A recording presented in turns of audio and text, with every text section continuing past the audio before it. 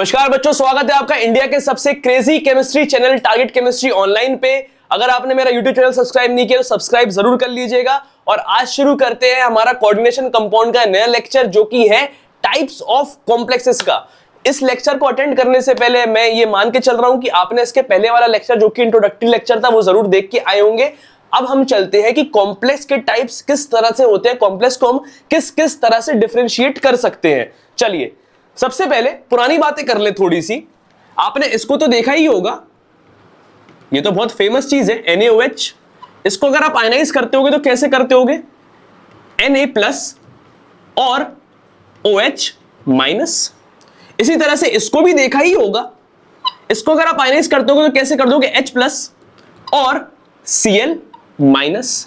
तो गौर करने वाली बात यह है, और आपने पहले से ही गौर कर रखा होगा इस बात पे, जो चीज पहली होती है उस पे चार्ज पॉजिटिव आता है, जो चीज बाद में आती है उस पे चार्ज नेगेटिव आता है। जो चीज पहले होती है उस पे चार्ज पॉजिटिव आता है, जो चीज बाद में आती है उस पे चार्ज नेगेटिव आता है। यानी कि जो चीज पहले लिखी हुई है वो पॉजिटिव चार्ज वाली यानी कि कैटायन होती है, और जो चीज बाद में लिखती होती है वो नेगेटिव चार्ज वाली एनायन होती है। तो ये तो समझ में आ गया कि हाँ भाई, जो पहले चीज लिखी हुई है वो हमारा कैटायन, जो दूसरी चीज जो बाद में चीज लिखी हुई है वो हमारा एनायन। तो इसी तरह से कॉम्प्लेक्स को भी हमने चार्ज के बेसिस पे बांट दिया कि कॉम्प्लेक्स को अगर आयनाइज करोगे तो किस तरह का चार्ज उत्पन्न होगा, और तुम लोग देख के ही बता दोगे। अब मुझे इस पे ज्यादा बहस करने की जरूरत नहीं पड़ेगी। कैटायनिक कॉम्प्लेक्स अगर लिखा हुआ है, और देखो जैसे तुमने ये देखा, तुम्हें अच्छे से पता है कि कॉम्प्लेक्स के अंदर की चीज तो आयनाइज टूट के अलग नहीं होने वाली, बाहर वाली टूट के अलग होगी। तो एक हमारा कॉम्प्लेक्स अलग हो गया और एक Cl- आ गया। पहले कौन लिखा हुआ है, हमारा कॉम्प्लेक्स लिखा हुआ, तो पॉजिटिव चार्ज किस पे आएगा, पहली वाली चीज पे आएगा। तो यहां पे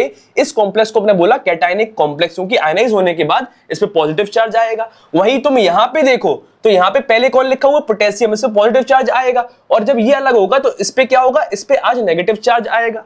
तो इसको हमने क्या बोल दिया, एनायनिक कॉम्प्लेक्स। कॉम्प्लेक्स पे आयनाइज होने के बाद जो चार्ज आ रहा है उसके बेसिस पे हमने इनको बांट दिया। ये बोथ कैटायनिक और एनायनिक, पहला वाला जो है वो पॉजिटिव चार्ज वाला, दूसरा वाला है वो नेगेटिव चार्ज वाला। तो ये कैटायनिक कॉम्प्लेक्स हो जाएगा और एनायनिक कॉम्प्लेक्स भी से मिल जाएगा।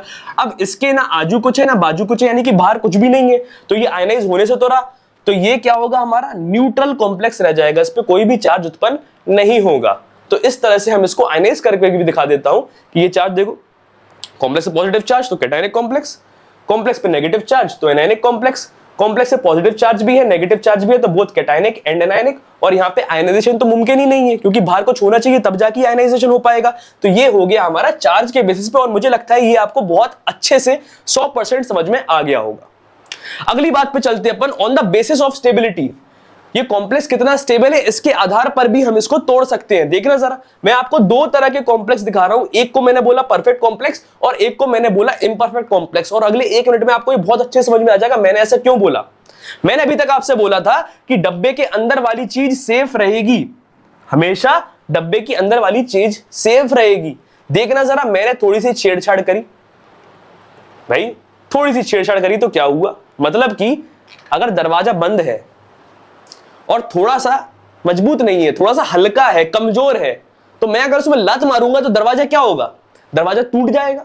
वहीं अगर दरवाजा एकदम मजबूत होगा तो मैं कुछ भी कर लूं उसको तोड़ पाऊंगा क्या, नहीं। तो कॉम्प्लेक्स भी यहां पे दो तरह के हुए। इसको देखो, इस दरवाजे के संग मैंने जोर जबरदस्ती करी तो ये आगे जाके नहीं टूट रहा, नो। इस दरवाजे के संग मैंने आगे जाके जोर जबरदस्ती करी तो ये दरवाजा आगे टूट गया। मतलब कि तुम इस कॉम्प्लेक्स को तो कॉम्प्लेक्स तो कहोगे, पर ये परफेक्ट कॉम्प्लेक्स नहीं कहलाएगा, क्या कहलाएगा, इम्परफेक्ट कॉम्प्लेक्स। परफेक्ट कॉम्प्लेक्स मतलब इस दरवाजे के संग तुम कोई भी छेड़छाड़ करोगे, बदतमीजी करोगे, ये दरवाजा नहीं टूटेगा। लेकिन अगर वो इम्परफेक्ट कॉम्प्लेक्स हुआ, यानी कि वो एक कमजोर दरवाजा है, इस पे तुम हाथ पैर मारोगे, तोड़ोगे तो ये आगे जाके टूट जाएगा। तो इन आयंस के भी टेस्ट पॉजिटिव आ जाएंगे जोर जबरदस्ती करने के बाद। ये बात तुम्हें अच्छे से समझ में आ गई होगी। अब और आगे चलते हैं कि भाई कॉम्प्लेक्स को अपन ने और कितनी तरह से तोड़ा। इसके बाद कॉम्प्लेक्स को हमने रिएक्टिविटी के आधार पर भी बांटा। एक को हमने बोला लेबाइल कॉम्प्लेक्स और एक को हमने बोला इनर्ट कॉम्प्लेक्स।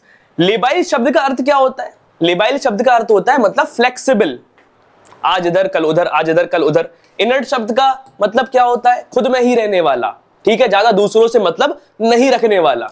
यहां पे इस कॉम्प्लेक्स को मैंने लेबाइल कॉम्प्लेक्स बोला, इस कॉम्प्लेक्स को मैंने इनर्ट कॉम्प्लेक्स बोला। किस तरह से बोला अब मैं ये बताता हूं।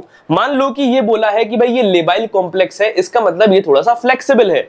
मैंने एक नया लिगेंड इंट्रोड्यूस किया तो इसके अंदर जो लिगेंड है ये इससे क्या हो गया, ये इससे एक्सचेंज हो गया। पहले यहां पे 6 पानी थे, आज यहां पे 6 एल लग गए। कल यहां पे देखो साइनाइड यहां पे थे 6, अब हमने फिर से एक लिगेंड यहां पे इंट्रोड्यूस किया तो क्या हुआ, नो एक्सचेंज ऑफ लिगेंड।